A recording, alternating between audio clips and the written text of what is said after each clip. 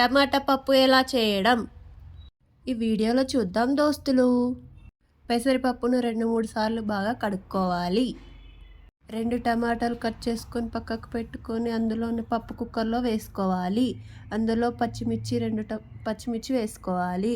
అందులో ఆయిల్ వేసుకొని మూత పెట్టుకోవాలి. 2-3 విజిల్స్ వచ్చే వరకు చూసుకోవాలి. ఆలోపు మనం ఎల్లిపాయ జీలకర్ర దంచుకొని పెట్టుకుందాము. 2 సార్లు విజిల్ వచ్చాక గాలిపోయే వరకు చూసి కుక్కర్ మూత తీసి 2-3 సార్లు ఈ విధంగా కలుపుకొని మళ్ళీ వాటర్ పోసి వేడి చేసుకోవాలి.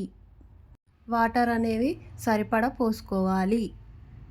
మనం దంచి పెట్టుకున్న ఎల్లిపాయ జీలకర్రను సగం ఉడికే దాంట్లో వేసుకోవాలి.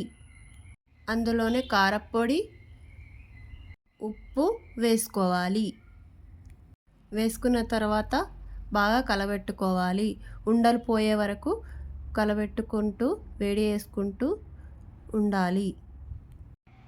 ఈ విధంగా వేడయ్యే వరకు చూసి అందులోని కొత్తిమీర వేసుకోవాలి. పొంగు వచ్చిన తర్వాత పక్కకు పెట్టుకోవాలి.